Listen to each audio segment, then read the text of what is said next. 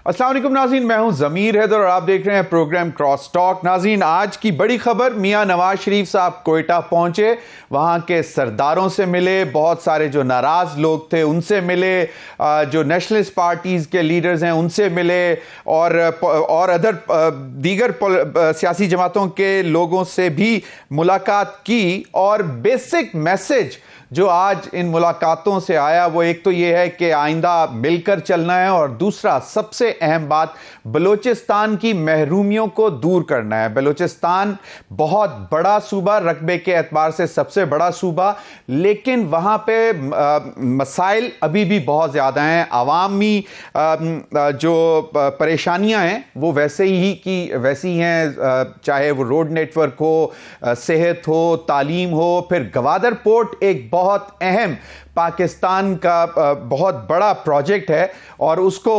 बाकायदा दुनिया में सबसे अच्छी और बड़ी पोर्ट बनाने का एक अज़म भी है, जो आज भी मियां नवाज शरीफ साहब ने अपने जितने भी लीडर्स से मुलाकात की वहाँ पे भी इस चीज़ का जिक्र किया। और सबसे इंपॉर्टेंटली बलूचिस्तान, क्योंकि पाकिस्तान के लिए बहुत अहम है रिसोर्सेज के हवाले से, तो उसको दुश्मन बहुत ज़्यादा टारगेट किए रखता है। तो इस पर भी उन्होंने बात की कि बलूचिस्तान को महफूज बनाना है, दुश्मन की नजर से दूर रखना है और सिक्योरिटी को बेहतर करना है। यह तो सियासी सूरत हाल है जिसके ऊपर बिलावल भुट्टो साहब की भी मैं स्टेटमेंट देख रहा था कि उन्होंने कहा कि मियां नवाज शरीफ साहब को पहले अपना लाहौर का तख्त बचाना चाहिए। नाज़रीन, ये तो सियासी सूरत है, लेकिन आज जो है मेरे साथ मौजूद हैं मीर अली मर्दान खान ढोमकी साहब, केयर टेकर चीफ मिनिस्टर हैं बलूचिस्तान के। बहुत बहुत शुक्रिया ढोमकी साहब आपके वक्त का। हम क्योंकि सियासत पे तो आपसे बात बिल्कुल भी नहीं करेंगे, हम बात करेंगे सिर्फ और सिर्फ बलूचिस्तान और आपकी तैयारियां इंतखाबात के हवाले से। 8 फरवरी तारीख आ चुकी हुई है, तो वो एक बड़ा चैलेंज है। और दिलचस्प बात यह है कि अभी तक हम सुन रहे हैं मुख्तलिफ निगरां हुकूमतों के हवाले से सवालात उठाए गए, लेकिन बलूचिस्तान में माशाल्लाह अभी तक एज सच हमने कोई ऐसी बात नहीं सुनी जो कि खुशाइंद है। ढोमकी साहब, पहले जो बात मैं शुरू करूंगा, क्योंकि अभी रीसेंट चैलेंज जो था बलूचिस्तान निगरां हुकूमत के लिए, वो गैर कानूनी गैर मुल्कियों का इनखला था और उसका आपको काफ़ी जो है वो एक मसाइल का भी सामना रहा। तो अब इस वक्त क्या सूरत हाल है, उस पर ज़रा कुछ थोड़ा सा हमें ब्रीफ करें। बिस्मिल्लाह रहमान रहीम। पहले तो बड़ा शुक्रिया जी आपका ज़मीर हैदर साहब, आपने आज मुझे इंटरव्यू के लिए जो है कहा और हम यहाँ मौजूद हैं। ज़मीर भाई, अफ़गान महाजरीन की इनखला का काम ज़ोरों शोर से जारी है। इसमें इस टाइम तक तकरीबन 1 लाख के लगभग, जिसमें ज़्यादातर तादाद उनकी है जो वॉलंटरी यहाँ से खुद गए हैं और अभी भी वॉलंटरी भी जा रहे हैं। और इसके अलावा कुछ लोगों को ज़बरदस्ती जहाँ मालूमात हो रही है उनको पकड़ के पुलिस और हमारी लॉ इन्फोर्समेंट एजेंसीज उनको बॉर्डर पे पहुँचा रहे हैं। उनके साथ मतलब कहा यह जा रहा है कि उनके साथ ज़्यादती की जा रही है, ऐसा कुछ नहीं है। ज़बरदस्ती लेकिन बाइज़्ज़त तरीके से उनको उनके मुल्क वापस भेजा जा रहा है और उनके लिए पॉलिसी यही है कि अपने मुल्क जाएं, वहाँ से वीज़ा इशू कराएं और फिर बेशक यहाँ पाकिस्तान एंट्री करें, क्योंकि ये इंटरनेशनल बॉर्डर है। बहुत पहले ये होना चाहिए था लेकिन नहीं हुआ। इंटरनेशनल बॉर्डर्स का कानून है। जिस तरह आप हज करने जाते हैं, दुबई जाते हैं, मुल्क से कहीं बाहर जाते हैं तो आप वीज़ा लेके जाते हैं। तो बस सिर्फ इतना सा फ़र्क है, और ये सिर्फ अफ़गानियों के लिए नहीं है, ये तमाम तारीखे अपना जो गैर कानूनी जो गैर मुल्की हमारे तारीखे वतन हैं उनके लिए है। इसमें सिर्फ स्पेसिफिक ये नहीं है कि अफ़गानियों के लिए। जी सही। मीर ढोमकी साहब, एक बड़ा अहम जो चीज़ सामने आ रही थी वो ये थी कि ओवर द ईयर्स और मुख्तलिफ टाइम्स पे ये खबरें भी आती रहीं कि बहुत से जाली शनाख्ती कार्ड भी बने थे, ना सिर्फ बलूचिस्तान में बल्कि केपी में और भी शायद सूबों में बने, और अफगानियों ने बनाए। उसको डिटेक्ट करने के लिए कि ये जाली है या गलत तरीके से बनवाए हुए हैं, उसके लिए भी कुछ एफर्ट्स की जा रही हैं। जी बिल्कुल। इस पे हमारे वफाकी वजीर सरफराज बुगटी साहब की भी स्टेटमेंट आई थी, उस पे भी काम हो रहा है। उनके लिए भी नादरा जो है उन्होंने अपनी एफर्ट्स शुरू कर दी हैं, और इंशाल्लाह उसके बाद जो वफाकी हुकूमत फैसला करेगी तो उस पर भी इंशाल्लाह सूबाई हुकूमतें अमल दरामद कराएंगी जी। तो ये जो एक इस किस्म की जो अफवाहें मैं कहूँगा कि फैलाई जा रही हैं कि जी जो अफगानी थे जो कि इलीगल थे, जो कि जिनका रेफ्यूजी स्टेटस नहीं था और वो यहाँ पे कोई कारोबार कर रहे थे, तो उनसे ज़बरदस्ती औने पौने उनके जो कारोबार ख़रीदने की कोशिश की जा रही है, जिससे वो परेशान भी हो रहे हैं, और जिसकी वजह से शायद जो आपको रिएक्शन या जो कोई सामने आ रही है कि जी ज़्यादती हो रही है, इसको भी थोड़ा सा क्लैरिफाई कर दें, क्योंकि ये बहुत सारी रिपोर्ट्स आ रही हैं कि उनके दुकानें कारोबार जो है औने पौने ज़बरदस्ती खरीदे जा रहे हैं। ज़मीर भाई, एज सच तो मेरे ख्याल में ये सिर्फ अफवाहें ही हैं। जब आपके पास कोई शनाख्ती कार्ड नहीं है, कोई आइडेंटिटी पाकिस्तान की नहीं है, तो आप कैसे किसी की दुकान खरीद सकते हैं, कैसे वो ट्रांसफ़र हो सकता है? मेरे ख्याल में ये बातों की हद तक है जी। सही। अब चलें, अल्लाह आपको इसमें कामयाबी दे। बलूचिस्तान में सिर्फ यही एक बड़ा चैलेंज नहीं है, ये तो खैर केपी में भी है, लेकिन और बहुत से चैलेंजेस हैं। दहशत गर्दी ने एक दफ़ा फिर सर उठाया और फिर एक जमात को ख़ास तौर पर टारगेट किया जा रहा है। JUIF आपने देखा, सेनेटर हमदुल्ला साहब के ऊपर भी अटैक हुआ, तो उसमें जो है वो, और फिर हमारी लॉ इन्फोर्सिंग एजेंसीज़ पे जो शहीद हो रहे हैं आए रोज़, उसमें क्या है सूरत हाल इस वक्त? क्योंकि ये बहुत तशवीशनाक है, क्योंकि बलूचिस्तान को जानबूझकर हमारे जो दुश्मन है, मुल्क के दुश्मन, वो टारगेट करना चाहते हैं। ज़मीर भाई, ये मसला तो चंद दहाइयों से चल रहा है जी। ये मसला रुका कहीं भी नहीं है। ये वक्तन फवक्तन ये वाक़यात पेश आ रहे हैं। इसमें JUI की आपने बात की है, तो JUI को भी काफ़ी अरसे से टारगेट बनाया जा रहा है। इस पे हमारी एजेंसियां जो हैं काम कर रही हैं, और कुछ पेशरफ्त भी है जो मैं शेयर नहीं कर सकता। सही। तो इंशाल्लाह वक्तन फवक्तन बेहतरी आएगी। जाहिर है जो दहशतगर्दों ने अपने पंजे गाड़े हुए हैं, तो इतना जल्दी और इस पे बेहतरी आने की उम्मीद जो है बहुत कम है। जाहिर है इस पे टाइम लगेगा जी। सही, बिल्कुल, लेकिन हमारी दुआएं भी आपके साथ हैं और अल्लाह सबको महफूज रखे। बिल्कुल, निगरान हुकूमत की सबसे अहम जिम्मेदारी इंतखाबात का इनेकाद है, और उनको यकीनी बनाना कि वो फ्री एंड फेयर हो और किसी से किसी किस्म की शिकायत ना। ये बहुत बड़ा चैलेंज होता है किसी भी केयर टेकर गवर्नमेंट के लिए। उसमें आपकी कोशिश तो जारी होगी। आपके ऊपर अभी तक किसी जमात ने कोई इल्ज़ाम लगाया कि हमें लेवल प्लेइंग फील्ड नहीं मिल रही या किसी को? क्योंकि मैं पहले कह चुका हूँ कि खुशाइंद बात यह है कि हमने अभी तक नहीं सुना, लेकिन शायद किसी निजी महफिल में ज़ाती तौर पर किसी ने कहा कि यार ये देखें हमारे साथ क्या ज़्यादती हो रही। देखें ज़मीर भाई, इसमें कोई शको शुबा या दो राय नहीं है। हमारे लिए सारी जमायतें बराबर हैं। हमारे लिए इनमें कोई फ़र्क या वो नहीं है, या किसी को इनफरादी तौर पे। हमारे लिए सब बराबर हैं। हम इंतज़ार में हैं कि इलेक्शन कमीशन शेड्यूल का ऐलान करे और हम इलेक्शन की तरफ जाएं, और इंशाल्लाह हमारा मकसद भी यही है। As a caretaker CM या केयर टेकर गवर्नमेंट आप समझ लें, हमारा मकसद ही यही है, साफ और शफाफ इलेक्शन का इनेकाद करवाना।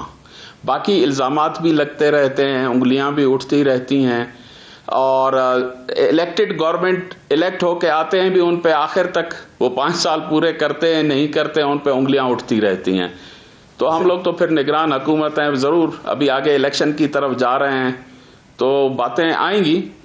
इतनी ज़्यादा जैसे आपने कहा शायद इतनी नहीं है, लेकिन कुछ बातें ज़रूर सामने आ रही हैं कुछ पार्टीज़ की तरफ से, तो इंशाल्लाह बेहतर होगा, अल्लाह करीम है।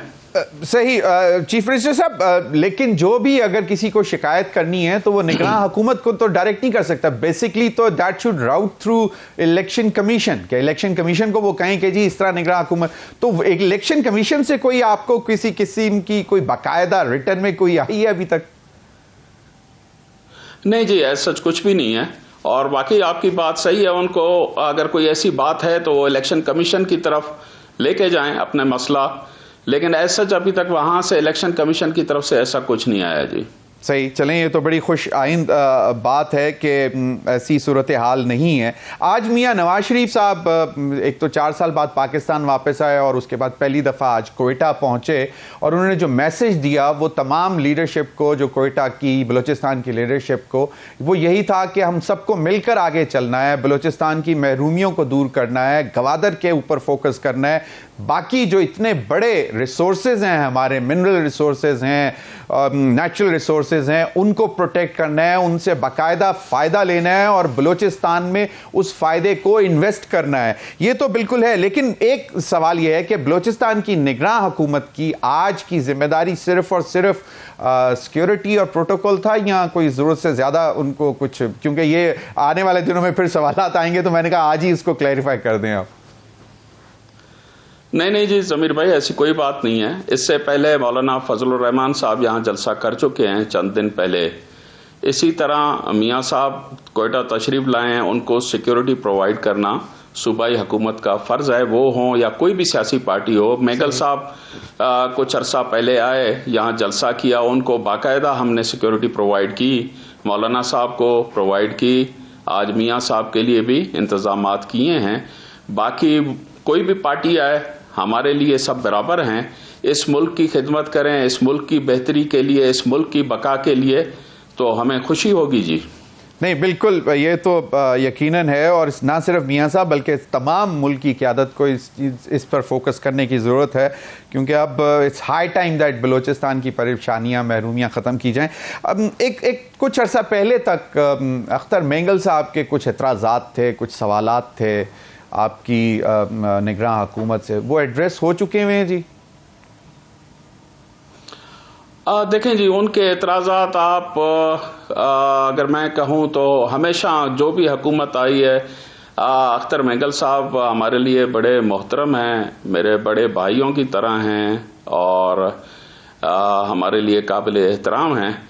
वो इलेक्टेड हों, सिलेक्टेड हों या निगरान हो, वो अपना एतराज़ और वो हमेशा रिकॉर्ड करवाते हैं, उनका हक बनता है। बेशक वो जो भी एतराज़ करते हैं उनका राइट है जी। सही, तो कोई बड़ा तनाज़ा एज सच नहीं था वो, मतलब जिस तरह आप कह रहे हैं कि वो हमेशा ऐसे ही करते हैं, तो वो कोई मतलब कोई इस दफ़ा कोई नई स्पेशल कोई नहीं जी,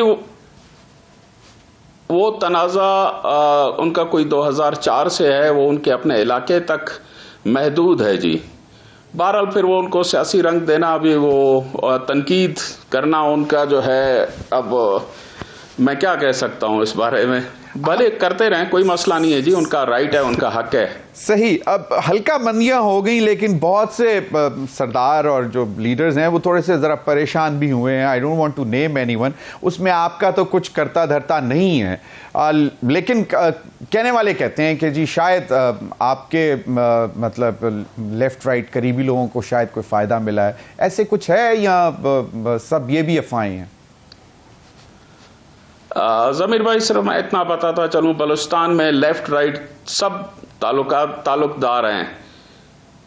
टोटल बलूचिस्तान वेल कनेक्टेड है, रिश्तों में भी कनेक्टेड है, ताल्लुक में भी कनेक्टेड है, दोस्ती में, कबायलियत में।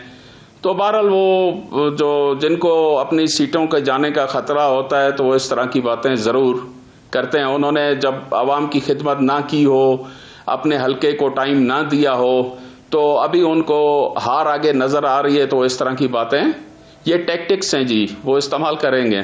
सही, लेकिन आपकी तो सिर्फ responsibility free and fair environment देना और ताकि किसी के साथ ज्यादती ना हो, वही है। अब ज़रा थोड़ी सी आपकी कोशिशों की तरफ आते हैं, जो बलूचिस्तान के बहुत इम्पॉर्टेंट इश्यूज़ हैं, जिस तरह सेहत की सहूलियात के हवाले से मामलात हैं, और जिसमें आपकी निगरान हुकूमत ने सेहत कार्ड का इजरा भी किया, और तो इससे कितनी सहूलियात मैसर आ सकी हैं, क्योंकि ये बड़ा इम्पॉर्टेंट इशू है, ख़ास तौर पर जब मौसम तब्दील हो रहा होता है, गर्मी से सर्दी की तरफ जा रहा होता है, और फिर बहुत सी बीमारियों के चैलेंजेस भी सामने आ रहे होते हैं, और गुर्बत भी हो जहाँ पे।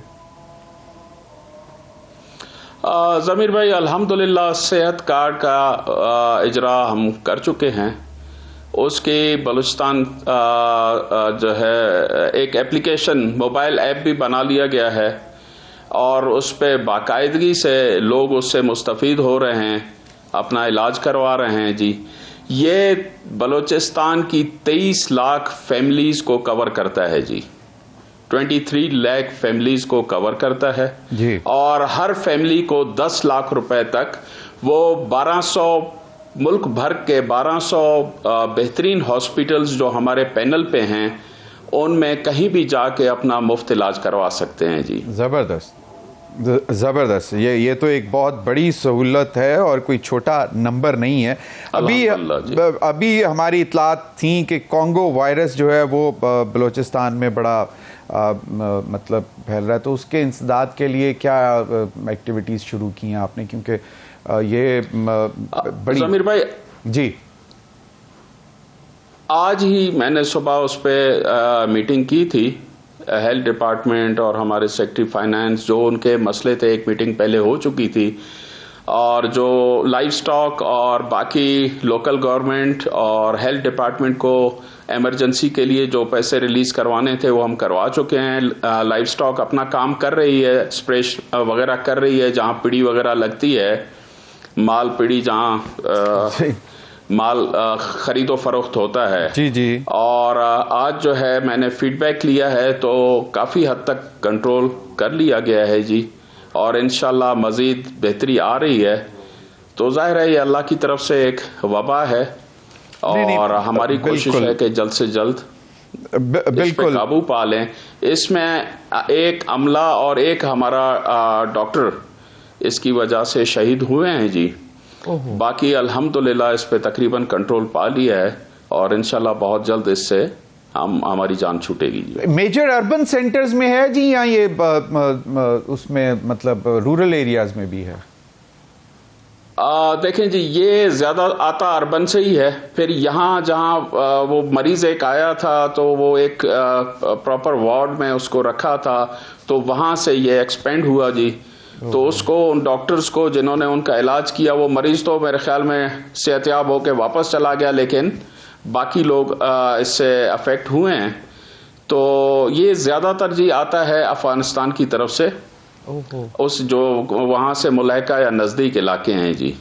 सही। तो वहां पे बॉर्डर बेहतरी है। सही। चीफ मिनिस्टर साहब, बॉर्डर एरियाज पे जब एंटर हो रहे थे तो वहां पे कोई ऐसी स्कैनिंग की फैसिलिटी आपने लगाई कि अगर आपने कहा कि ये अफगानिस्तान से आता है ज्यादा? नहीं जी, अफगानिस्तान से जो मुलहका हमारे इलाके हैं, जो लोग आमदोरफ्त करते हैं या ये चरवाए हैं या ये जो आपका कारोबार करते हैं माल मवेशी का, तो ये उस जानवर में होता है और फिर उसका जो जानवर के नजदीक रहते हैं तो उनसे ये जो है फैलता है जी। सही सही। यकीनन अल्लाह सबको इस बीमारी से महफूज रखे। कोयटा डेवलपमेंट पैकेज के मुतालिक हम बड़ी स्टोरी सुनते रहते थे और बड़े अरसे से, तो अब उस पर क्या एक्चुअली पेशरफ्त हुई क्या है? बड़ा अरसे से उसमें ताखीर हो रही थी। बड़ा अच्छा सवाल किया ज़मीर भाई आपने। वो स्टोरी जो है अब इंशाल्लाह एंड होने जा रही है 30 दिसंबर को।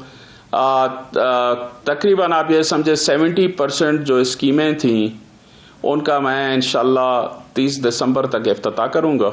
सही। और उनको पाया तकमील तक पहुँचा रहे हैं, जिसमें सरियाब रोड 95% प्लस मुकम्मल है। लिंक बादीनी भी 95 प्लस, और इसके अलावा जो है सब्जल रोड 75% से ज़्यादा काम हो चुका है जी। सिर्फ एक रोड जो है टीवी बूस्टर, उस पे थोड़ा काम स्लो था, उसमें भी हम तेज़ी लाए हैं। मैं हर 15 दिन के बाद विज़िट करता हूँ जी। और एक है बाईपास, वेस्टर्न बाईपास, वो भी इंशाल्लाह उम्मीद है, वो NHA करवा रही है, वो भी 30th दिसंबर तक इंशाल्लाह मुकम्मल हो जाएंगे। इनमें से तकरीबन सारे जी इंशाल्लाह अज़ीम। ये ज्यादातर प्रोजेक्ट्स रोड इंफ्रास्ट्रक्चर के हैं, तो इसके अलावा कोयटा डेवलपमेंट पैकेज में और कौन से इंपॉर्टेंट प्रोजेक्ट्स हैं जिनको आप समझते हैं कि शायद पहले नज़रअंदाज किया और आपके पास मौका मिला है तो आप उसको फौरी तौर पर तकमील तक पहुंचा सकें? मैं उन प्रोजेक्ट्स की बात कर रहा हूं ज़मीर भाई जो मुझसे पहले शुरू हो चुके थे, और 1.5 साल जो हमसे पहले हल्फ लेने से पहले जो हुकूमत थी तो उन्होंने ये 1.5 साल काम बंद किए हुए थे जी। हमने आके शुरू करवाए। आज कल परसों 18 तारीख को इंशाल्लाह 3 महीने हमारे मुकम्मल हो जाएंगे। हमने ये 3 महीने में वो बंद मंसूबे स्टार्ट करवा के पाया तकमील के करीब पहुंचा दी हैं जी। मजीद कोयटा पैकेज में कोई 24 स्कीमें थी जिनमें से ये 4-5 स्कीमें स्टार्ट हुई थी, बाकी स्कीमों पे टेंडर नहीं हुआ, वो नेक्स्ट फेज में हैं। यकीनन वो शायद इख्तियार नहीं है बिल्कुल वो शायद केयर टेकर सेटअप के इख्तियार में नहीं आती। अगर इजाजत दें तो यहाँ पे मैं जी एक छोटी सी ब्रेक लूंगा। ब्रेक के बाद हाजिर होंगे। नाज़रीन, हमारे साथ मौजूद हैं मीर अली मर्दान खान डोमकी साहब, care taker chief minister Balochistan. अभी ब्रेक के बाद फिर इनसे गुफ्तगू करेंगे कि इनके सामने अभी मजीद चैलेंजेस कौन से हैं, क्योंकि अभी भी तकरीबन 2.5 महीने से ज़्यादा, 3 महीने से ज़्यादा अरसा है तकरीबन इंतखाबात में। ब्रेक के बाद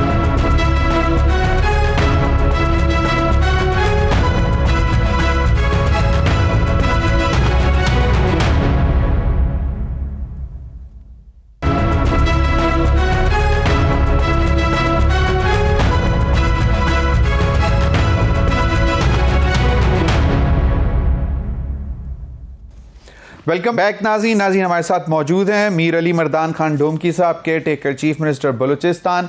चीफ मिनिस्टर साहब, एक चीज़ और भी है जहां पे आपने रोड इंफ्रास्ट्रक्चर की बात की, उस पर तवज्जो दी, लेकिन बलूचिस्तान की आवाम के लिए सफरी मसाइल और भी हैं, मसलन ट्रेन के हवाले से, और बेशतर ट्रेनें बंद हैं। इस सिलसिले में कोई केयर टेकर सेटअप ने कोई आवाम के लिए बेहतरी का सोचा?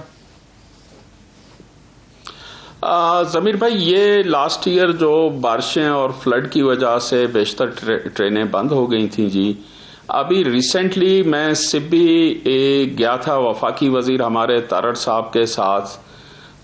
उन्होंने जो है वहाँ पर ऐलान किया है कि बोलान मेल इंशाल्लाह 28 यौम कायद वाले दिन इंशाल्लाह वो स्टार्ट कराएंगे। सही। और जो है इसके अलावा एक बुकटी एक्सप्रेस है जी, वो उन्होंने कहा था 3 महीने में इंशाल्लाह वो भी स्टार्ट हो जाएगा। इसके अलावा जो हमारी हरनाई ट्रेन थी, जो कारोबारी ट्रेन थी, वहाँ हरनाई और सिब्बी के बीच में चलती थी, वो 2006 से बंद थी। वो ट्रेन 18 साल के बाद दोबारा हमने बहाल कराई उसको, फिर बीच में एक दफ़ा धमाके से उसकी पटड़ी उड़ाई गई और वो फिर उस पर 3 घंटे में वो ट्रेन को दोबारा बहाल कर दिया गया। उसके साथ एक मालबरदार ट्रेन भी हरनाई से कोयला और सब्जी और कारोबार लोग करते हैं, उनके लिए वो ट्रेन भी स्टार्ट हो चुकी है जी। तो इंशाल्लाह बेहतरी आएगी ट्रेन में। हमारे फेडरल मिनिस्टर और वजीर आजम साहब इस पे बिल्कुल सीरियस हैं कि बलूचिस्तान में जो रुकावटें थीं, जो सैलाब के बाद जो हालात पैदा हुए जिससे लोगों को तकालीफ थी, इंशाल्लाह उम्मीद है कि वो बहुत जल्द बेहतरी की तरफ जाएंगे। सही। चीफ मिनिस्टर साहब, एक फिर इन तमाम जो आप कोशिशें कर रहे हैं इस पे क्रिटिसिज्म भी होता होगा कि जी ये बहुत सारे ऐसे काम हैं जो कि केयर टेकर गवर्नमेंट के करने के नहीं है, उसको फिर कैसे आप हैंडल करते हैं? क्योंकि नॉर्मली देखा यह जाता है कि ब्यूरोक्रेसी जो है वो इतना सीरियस लेती नहीं है केयर टेकर सेटअप को कि यार चलें, तो इसका मतलब है कि आपने जरा थोड़ा सा कोई डंडा चलाया है। नहीं जी, ज़रूर कुछ बातें भी होती हैं, कुछ हकीकत भी है, लेकिन अल्हम्दुलिल्लाह यहाँ बलूचिस्तान में सच ऐसा कुछ नहीं है। ब्यूरोक्रेसी जो है हमारी मुकम्मल सपोर्ट कर रही है, और जो काम हमारे करने का नहीं है उसमें हम खुद भी हाथ नहीं डालते, क्योंकि जो इलेक्शन कमीशन की रिस्ट्रिक्शंस हैं हम उनकी पाबंदी करते हैं जी। सही सही, ज़बरदस्त। अच्छा, अब ज़रा थोड़ा सा आते हैं, क्योंकि एक तो अफ़गानिस्तान का बॉर्डर के हवाले से और फिर ईरान के बॉर्डर के हवाले से स्मगलिंग के ऊपर बहुत हाल ही में केयर टेकर गवर्नमेंट ने, फेडरल गवर्नमेंट ने इनिशिएटिव लिए, ख़ास तौर पर जो पेट्रोलियम प्रोडक्ट्स आ रहे थे और उसमें बहुत सारे लोग पकड़े भी गए, धरे भी गए। अब उसकी सूरत हाल क्या है? क्योंकि लोगों का ख्याल था कि थोड़ा सा गरीब लोगों को वहाँ पे अपने कारोबार चलाने के लिए सस्ता डीजल, सस्ता पेट्रोल मिल जाता था जो ईरान से आता था। तो अब उसकी सूरत हाल क्या है? कुछ बार्टर के ज़रिए होता था पहले, या अभी भी होता है, या बिल्कुल ख़त्म हो गया? नहीं जी, ये तकरीबन आप ऐसे समझ लें 70-75% उस पर कंट्रोल कर लिया गया है। वो बलूचिस्तान के लोगों के लिए ज़रूर होता होगा, लेकिन अब ये डीजल और पेट्रोल जो है आपके पंजाब, सिंध और इन इलाकों तक बिल्कुल इधर तक आता जा रहा था। बिल्कुल आता था। सही। उस पे फर्स्ट फेज में उस पे सख्ती करके हमने विद इन प्रोविंस उसको पाबंद किया। अब हमने उन डिस्ट्रिक्ट तक महदूद कर दिया है जी। अब डिस्ट्रिक्ट में भी सख्ती स्टार्ट हो गई है जी। तो इसलिए मैंने आपको बताया कि अंदाजन 70 से 75% कंट्रोल है जी, और बाकायदगी से उस पर अमल दरामद करवाया जा रहा है। कोई नरमी नहीं है किसी के लिए। इसी वजह से ये हमारे वफाकी हुकूमत के फैसले थे, वजीर आजम साहब चेयर कर रहे थे, उनके फैसले थे और जिस पे हमने अमल दरामद करवाया, और इसकी वजह से आपका डॉलर नीचे आया है जी, और बाकी खुर्दोनोश की अशिया भी काफ़ी हद तक जो आप कह सकते हैं जो फैसले हुए थे, महंगाई हो रही थी कुछ ये डॉलर और इसकी वजह से, वो भी हमने कंट्रोल किया है जी। सही। अब एक बड़ा सवाल है, पहले बहुत ज़्यादा हम देखते रहे हैं, सुनते रहे हैं, करप्शन, पैसा लोगों के घरों में बेड्स के नीचे से, करप्शन एक बहुत बड़ा। तो आपने कोई ये चैलेंज भी लिया कि एटलीस्ट जितना टाइम आपके पास है तो ऐसी चीज़ को एक तो होने ना दिया जाए, और अगर हो रही हो तो उसको पकड़ा जाए और करार वाकई सज़ा भी दिलवाई जाए? देखिए जी, कोशिश तो ज़रूर कर रहे हैं, लेकिन अब तक ऐसा कुछ हमारे सामने नहीं आया। हमारी कोशिश रही जितने हमारे ट्रांसफ़र पोस्टिंग्स हुए हैं, सेक्रेटरीज़ हैं, उनमें बेहतर लोग लाए जाएं ताकि करप्शन जो इस मुल्क की जड़ों को जिसने कमज़ोर किया है उस पर कंट्रोल किया जा सके। काफ़ी हद तक कंट्रोल किया है जी, लेकिन वो चंद केसेस ऑलरेडी चल रहे हैं, उन पे वो हमारी नैब और कोर्ट्स में चल रहे हैं, तो वो तो उनका डोमेन है, तो वो जो फैसला करेंगे। बहरहाल हमने कोशिश की है कि बेहतरी लाई जाए इसमें जी। सही। मैं ये नहीं चाहूँगा कि आप गुज़िश्ता हुकूमतों के ऊपर बाकायदा किसी का नाम लेके, किसी पार्टी का नाम लेके, लेकिन एक चीज़ आपने ऑब्ज़र्व की as a Balochistan citizen, as a citizen of Pakistan, कि कुछ इस पर तवज्जो इतनी नहीं दी जाती रही। पिछले ठेकों में अरबों रुपए निकलते जाते थे। ये था वाकई ऐसे था, या ये भी एक ज़रूरत से ज़्यादा इल्ज़ाम लगाया जाता था बलूचिस्तान की ब्यूरोक्रेसी के ऊपर, सिविल एडमिनिस्ट्रेशन के ऊपर? देखिए जी, कुछ होता है तो लोग इल्ज़ाम लगाते हैं, लेकिन कुछ फिर बहुत ज़्यादा इसको उछालते भी बहुत हैं।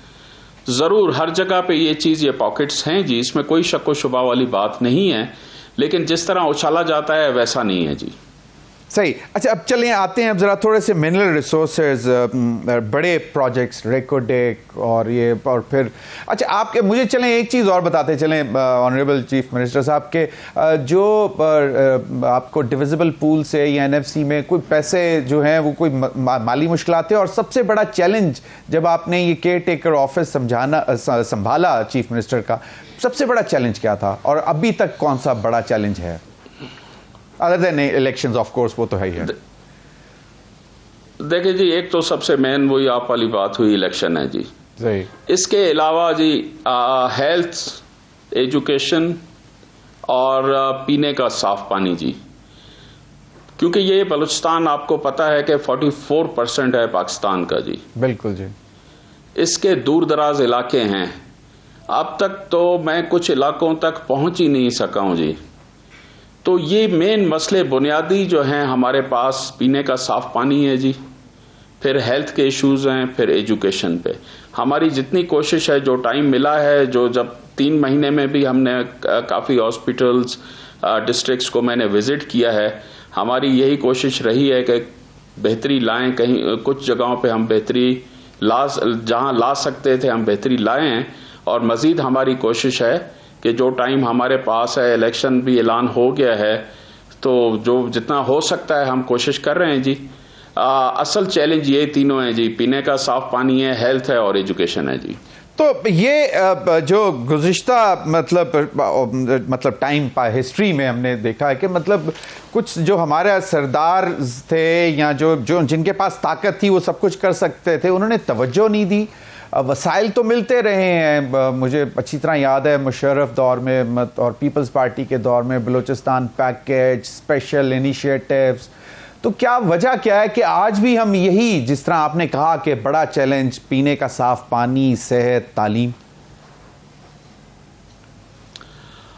बिल्कुल, आप कुछ हद तक कह सकते हैं कि जो वसाइल थे भी वो अपना बरूए कार नहीं लाए अपने लोगों के लिए, लेकिन मैं समझता हूं कि दूर दराज इलाके हैं, यहां तक रसाई और पहुंच वो भी ज़रा मुश्किल बात है। लेकिन इस चीज़ से भी पीछे नहीं हट सकते कि कुछ कोताहियां, कमज़ोरियां हमारे यहाँ के लोगों की भी हैं, जो हुक्मरान रहे हैं या इलाके के बड़े रहे हैं। इसमें भी कोई शक व शुबा वाली बात नहीं है जी। सही, बिल्कुल, ये तो है। मैं चाहूँगा ज़रा थोड़ा सा जो हमारी रिसोर्सेज हैं जिनके ऊपर हम कहा यह जाता है कि अगर बाकायदा प्रॉपरली हम थोड़ा सा अपनी एफर्ट्स इन्वेस्ट करते तो बहुत फ़ायदा उठा सकते थे। ऑनरेबल चीफ मिनिस्टर साहब, एक बड़े प्रोजेक्ट्स जो अब हैं, जो ज़ेरे गौर हैं, उनका एक तो सिक्योरिटी का भी इशू है और दूसरा ये जिस तरह जो डील्स करने जा रहे हैं उस पर अभी बलूचिस्तान गवर्नमेंट ऑन बोर्ड है। जी बिल्कुल ऑन बोर्ड है। और जो इंटरनेशनल कमिटमेंट्स होने जा रही हैं कि इंटरनेशनल मतलब गवर्नमेंट टू गवर्नमेंट जो होने जा रही हैं, उसमें किसी किस्म की कोई परेशानी, दुश्वारी, क्योंकि कहा जा रहा था कि शायद कुछ चीज़ें बहुत पहले तय हुई थी, ऑलरेडी तय हुई, बस एक सिग्नेचर मारा जा रहा है, दैट्स इट। यहाँ इसको बाकायदा रीविजिट किया गया है, पढ़ा गया है, देखा गया है, ताकि नज़र आए कि बलूचिस्तान की आवाम के लिए भी उसमें कुछ है। ज़मीर भाई देखें, जो हमसे पहले सिग्नेचर हो गए हैं वो तो हो गए हैं। हमारे टाइम में जो बातें हो रही हैं माइंस एंड मिनरल्स के हवाले से, उन पे काम हो रहा है, वो उसमें जो भी बलूचिस्तान का हक बनता है या बलूचिस्तान का शेयर है उसको मद्देनज़र रख के बातचीत हो रही है। और जो अभी तक वो साइनिंग पोजीशन में नहीं पहुंचा, जैसे ही पहुंचेगा तो उस पर ज़ाहिर है हम लोग सब नज़रों में ही हैं, तो उस पर अभी तक बात चल रही है, गवर्नमेंट टू गवर्नमेंट भी चल रही है और उनकी आगे भी बातचीत चल रही है इंटरनेशनल कंपनीज के साथ, और तो उस पर अभी तक काम हो रहा है जी। उस पर कोई फाइनल डिसीजन नहीं हुआ अभी तक। सही, लेकिन अभी इंटरेस्ट सबसे ज़्यादा किस मुल्क से आ रहा है इन बलूचिस्तान में जो मिनरल्स और रिसोर्सेज हैं, मिनरल रिसोर्सेज? देखें जी, उसमें काफ़ी ममालिक हैं, उसमें यूएई भी है, सऊदी अरब भी है और कनाडा वगैरह भी हैं जी, काफ़ी मुल्क हैं जी। तो आपको क्या लगता है कि हम जो हमारे मसाइल हैं, माशी मसाइल, उनको मद्देनज़र रखते हुए कोई बेहतर डील हम कर सकेंगे? क्योंकि जब होता है कि जब आपके हालात इतने ख़राब हों तो अगला कहता है कि भाई ये तो मैं इतने में लूँगा, तो देना है तो दो। तो आपको क्या लगता है कि इन तमाम हालात के बावजूद can Pakistan strike a better deal which would benefit Balochistan as well? Zameer भाई, जाहिर सी बात है, हमारे मुल्क का असासा है, हमारे मुल्क का ये कीमती मादनियात हैं, तो हर एक की कोशिश यही होगी कि हमारे मुल्क को, हमारे सूबे को इसका ज़्यादा से ज़्यादा बेनिफिट मिले जी। सही, बहुत बहुत शुक्रिया मीर अली मर्दान खान ढोमकी साहब, आपके वक्त का। आप केयर टेकर चीफ मिनिस्टर हैं बलूचिस्तान के। हमारी दुआ है कि जो आपका सबसे बड़ा challenge, main task, free and fair elections, वो आप इनकाद कराने में कामयाब हों। आपका बहुत बहुत शुक्रिया वंस अगेन। नाज़रीन, अभी वक्त हुआ एक ब्रेक का। ब्रेक के बाद हाजिर होंगे तो हम ज़रा जो कल सेनेट में करारदाद मंजूर की गई है मिलिट्री कोर्ट्स के हवाले से, उस पर बात करेंगे। Stay with us.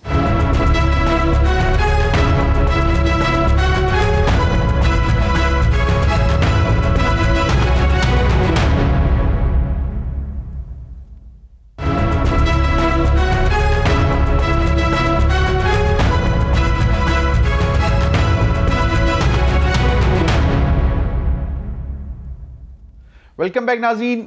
नाज़रीन, इस सेगमेंट में हमें ज्वाइन किया याहिया फरीद साहब, माहिर कानून है।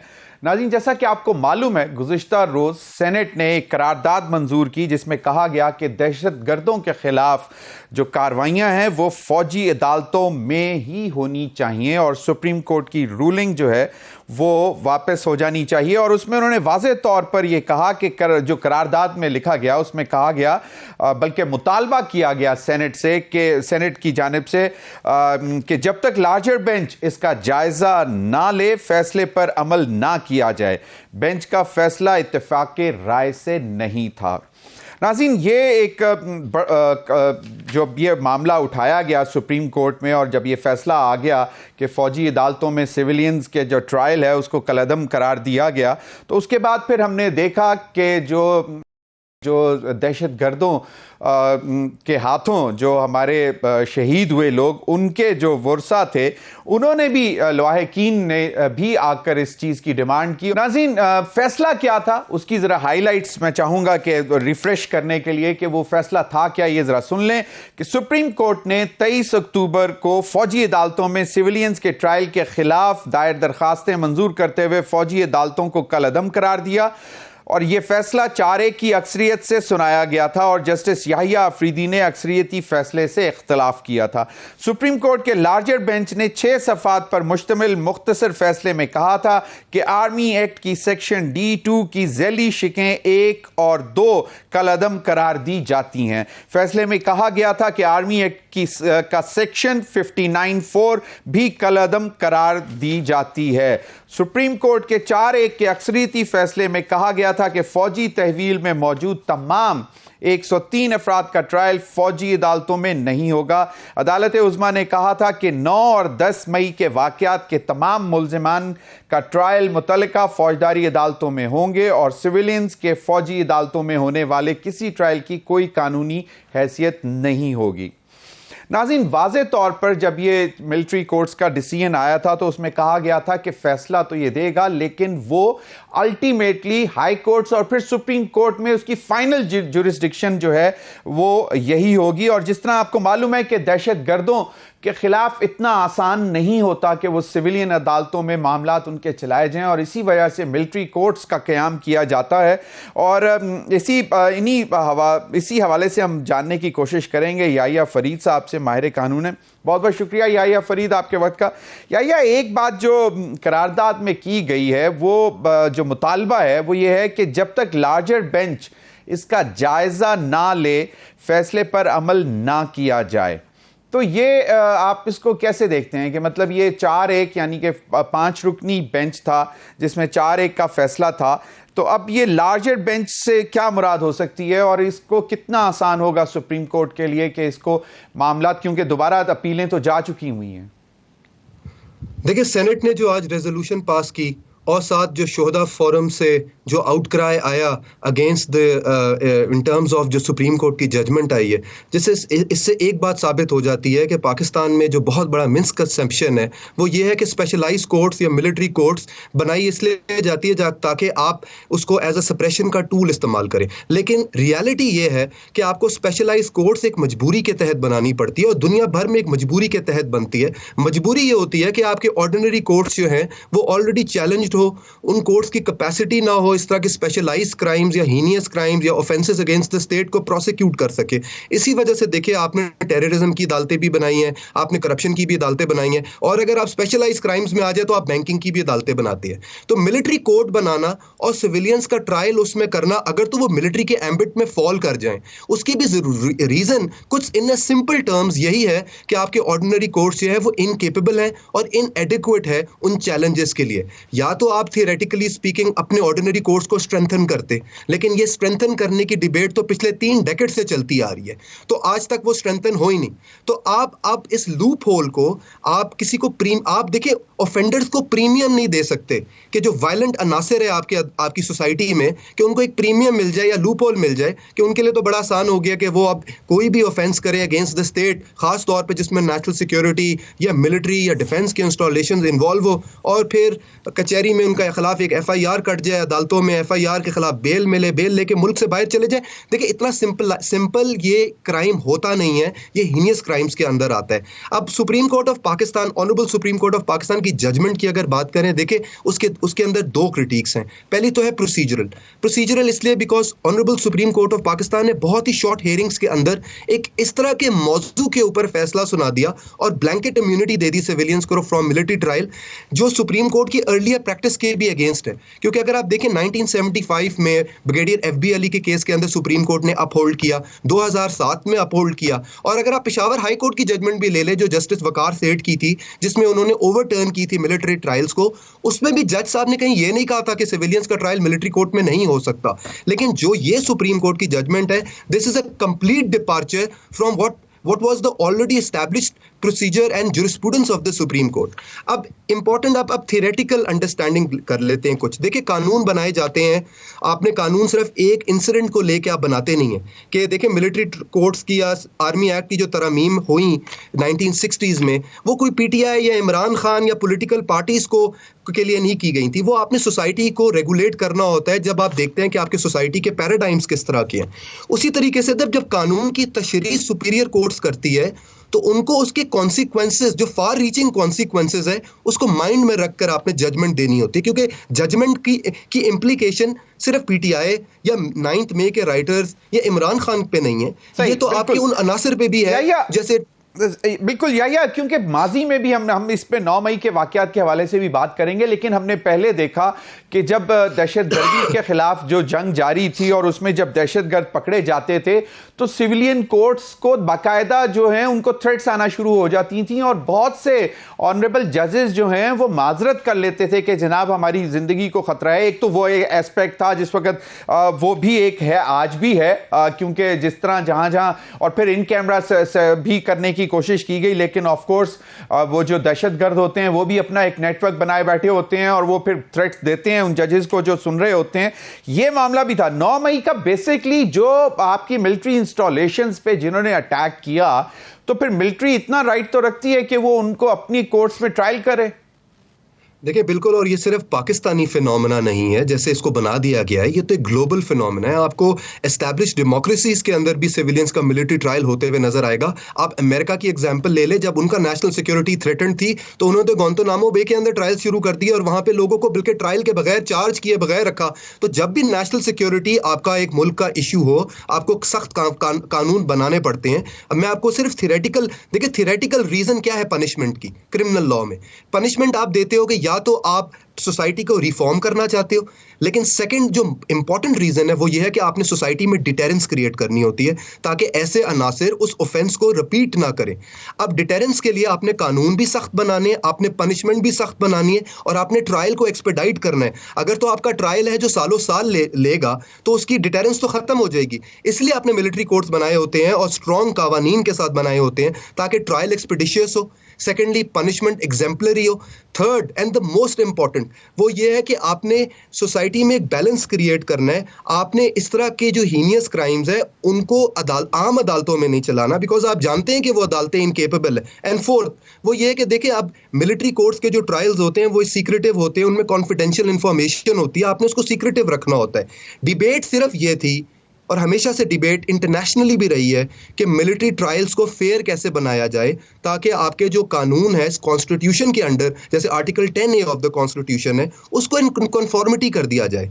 और जहां तक मिलिट्री ट्रायल्स की बात आती है उसके अंदर बहुत से ऐसे प्रोसीजर्स हैं जो फेयर ट्रायल गारंटी करते हैं। अगर तो कुछ प्रोसीजर्स गलत थे तो honourable supreme court of Pakistan recommendations देके या डायरेक्टिव्स देके उस प्रोसीजर को फेयर कर सकती है। लेकिन ये जो जजमेंट है देखिए ये इंप्लीमेंटेबल ही नहीं हो पाएगी चाहिए और ऐसी जजमेंट जो इम्प्लीमेंटेबल ही ना हो उसको फायदा नहीं। देखे सिर्फ 9th में की बात नहीं है, आपके सिविलियंस भी काम करते हैं मिलिट्री अपरेटिस में, वो हसास अदारों में भी काम करते हैं, they are privy to secretive information. अभी तो आपने उनके लिए एक बड़ा आसान रास्ता खोल दिया है, जो भी आपके एंटी स्टेट एलिमेंट्स होंगे उनके लिए तो बड़ा आसान हो गया, वो ऑफेंस करेंगे, बेल लेंगे, बेल लेके मुल्क से बाहर जाएंगे और मुल्क से बाहर जाकर आपके सारे स्टेट के सीक्रेट्स का बाजार लगा देंगे और आप कुछ नहीं कर पाएंगे, क्योंकि इंटरपोल से या ये आप रेड नोटिस के थ्रू किसी को वापस तो कभी ला ही नहीं पाए। और तो बहुत से मुल्कों के साथ आपका ये कन्वेंशंस भी नहीं है, ट्रीटीज भी नहीं है, एक्सट्रेडिशन की ट्रीटीज नहीं है। बिल्कुल। अच्छा, अब एक चीज और आती है कि अब इस करारदाद जो सेनेट की गुज़िश्ता रोज जो मंजूर की गई यूनानिमस, और सिर्फ पीटीआई ने मुखालफत की थी और एक आध और सेनेटर ने, ये इसकी बेस पे अब अपील दायर की जा सकती है, की जाएगी, या उसमें कोई टाइम बार था? ये मेरे ख्याल में जब भी ये फैसला आया था उसके बाद कोई एक टाइम है, उसके अंदर अंदर करनी होती है, क्या सीन है उसका? देखिए, जो सुप्रीम कोर्ट की जजमेंट है उसके खिलाफ अब एक अपील जो है फेडरल गवर्नमेंट को फाइल करनी है टू अ लार्जर बेंच, क्योंकि supreme court practice and procedure act के अंडर अब जो 184(3) के प्रोसीडिंग्स की जजमेंट्स होती हैं दे आर अपीलेबल, और इसमें मेरे ख्याल में फेडरल गवर्नमेंट को अपील करनी भी चाहिए। उसकी वजह यह है कि देखें, पार्लियामेंट से भी एक डिमांड आ रही है, आम आवाम से भी डिमांड आ रही है, और सबसे इंपॉर्टेंट कि देखें जो शहोदा फोरम जो एक्चुअल स्टेक होल्डर्स हैं इस सारे कानून के, उन्होंने कह दिया है कि हमारा ट्रस्ट नहीं है ऑर्डिनरी कोर्ट्स पे, हम चाहते हैं कि हमारे जो लवाहिकीन थे, हमारे जो लोग थे जिनके खिलाफ इन एंटी स्टेट एलिमेंट्स ने काम किया, उनकी प्रोसिक्यूशन स्पेशलाइज्ड कोर्ट्स में की जाए, मिलिट्री कोर्ट्स में की जाए। तो सुप्रीम कोर्ट में अपील फाइल होनी चाहिए और सुप्रीम कोर्ट को एक लार्जर बेंच के सामने, जिसमें government of Pakistan, federal government, ministry of defence, सबकी राय ली जाए, इसका एक प्रॉपर इसके केस लॉस को देखा जाए, इसकी जुरिस्प्रूडेंस को देखा जाए और एक जजमेंट दी जाए जिसके फार रीचिंग कॉन्सिक्वेंसेस ना हो, जिसके साथ इंस्टीट्यूशंस जो आपके इंपॉर्टेंट इंस्टीट्यूशंस हैं, देखिए आप नेशनल सिक्योरिटी पैराडाइम से भाग नहीं सकते, वो आपके मुल्क का एक इंपॉर्टेंट कंपोनेंट है। आई अंडरस्टैंड या बट मुझे एक बात बताएं, जब मिलिट्री कोर्ट्स का जब डिसीजन हुआ, एस्टैब्लिश की गई, तो उसमें एक जो थी कि अल्टीमेटली अगर मिलिट्री कोर्ट्स कोई फैसला भी करती हैं तो वो चैलेंज हो सकेगा हाई कोर्ट में, that would not be considered as a final judgement. बिल्कुल ये अपीलेबल ऑर्डर था। पहली अपील जो है वो मिलिट्री एपेलेट ट्रिब्यूनल के सामने होती है, उसके बाद आप हाई कोर्ट में रिट के अंदर भी जा सकते हैं, आप सुप्रीम कोर्ट में भी।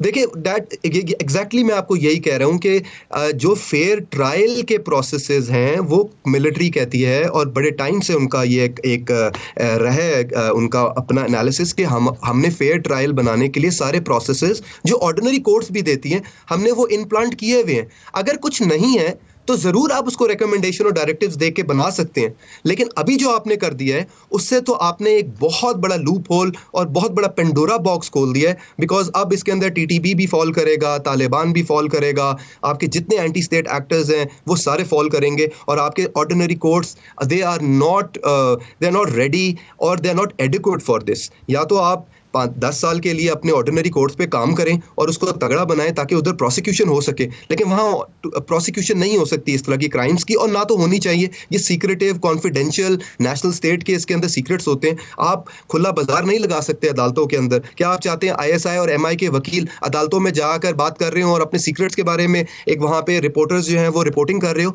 इन्हीं वजह से आपने स्पेशलाइज्ड कोर्ट्स बनानी होती हैं। सही नहीं, बिल्कुल सही है। अब बात ये आती है कि यकीनन बारिंग, चलें छोड़ देते हैं हम 9 मई और 10 मई के वाक़यात के हवाले से, अगर नहीं तो ये जिस तरह आपने जिक्र किया कि जो मतलब बहुत खौफनाक किस्म के दहशत गर्दी के वाक़यात हुए, जिनके लौहाकीन जो उसमें शहीद हुए, उनके लौहाकीन भी अगर आकर ये डिमांड कर रहे हैं तो उसकी बड़ी वजह तो यही है क्योंकि जो जिस तरह मैंने पहले भी कहा कि सिविलियन कोर्ट्स में शायद कैपेसिटी के मामला भी हो सकते हैं। फिर आपने कहा कि सीक्रेट एक्ट भी लागू हो जाता है कि बहुत सारी चीजें जो हैं वो पब्लिक में नहीं जा सकती।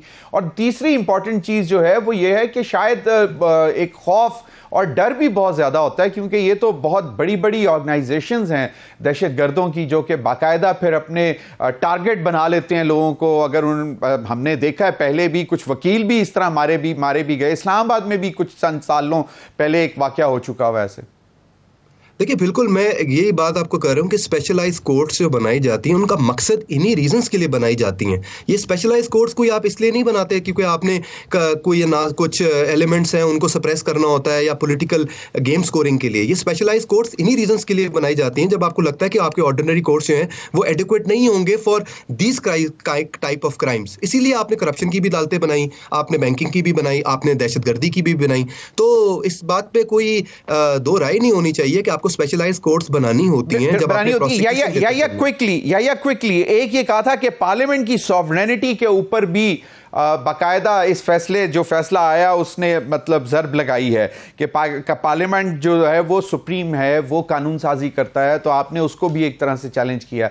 तो ये एक जो है एक कॉन्स्टिट्यूशन भी कॉन्स्टिट्यूशनल रिट भी बन जाती है। देखिए बिल्कुल उसकी वजह देखें ये है कि supreme court practice and procedure act की जब हियरिंग्स हो रही थी तो आपने देखा था कि किस तरीके से honourable chief justice of Pakistan ने इस बात को एम्फेसाइज किया कि पार्लियामेंट सुप्रीम है और लॉ मेकिंग पावर्स पार्लियामेंट के पास है और पार्लियामेंट की जो लॉ मेकिंग पावर्स है उसको चैलेंज नहीं करना चाहिए क्योंकि वो ही एक अदारा है जिसने ये लॉ मेकिंग करनी होती है। और ये जो जजमेंट है honourable supreme court of Pakistan की, इसकी in all honesty in fairness जो क्रिटिक बनती है वो यही है कि देखिए आर्मी एक्ट जो है वो अंडर द कॉन्स्टिट्यूशन पार्लियामेंट के पास पावर है वो बनाने की और उसके अंदर अमेंडमेंट करने की, और इस पार्लियामेंट ने अमेंडमेंट नहीं की। ये अमेंडमेंट तो 1960s से की गई। उस 1960s से आज तक हजारों लोग, hundreds of civilians have been tried under this law, और सडनली आपने उसको अनकॉन्स्टिट्यूशनल डिक्लेयर करके जो अपने 50 साल में प्रैक्टिस थी, तो आप तो कहना ये चाह रहे हैं कि आप 50 साल से जो करते आ रहे थे वो बिल्कुल गलत था। तो इसी वजह से मुझे लगता है कि सुप्रीम कोर्ट को इसको रीविजिट करना चाहिए। और जिस तरह ब्रिगेडियर FB अली का केस है और 2007 में Mushtaq Ahmed versus secretary of Pakistan का केस है, इन केसेस को देखकर एक जुरिस्प्रूडेंस सेट करनी चाहिए जो सारे अदारों और आपके मुल्क के लिए बेहतर हो। और ये जो जजमेंट है आपके मुल्क के लिए बेहतर नहीं है क्योंकि आप नेशनल सिक्योरिटी डिलेमा से भाग नहीं सकते। सही, बिल्कुल। बहुत बहुत शुक्रिया याहिया फरीद साहब आपके वक्त का। नाज़रीन अब तक के लिए इतना ही, इजाज़त दीजिए। अल्लाह हाफ़िज़।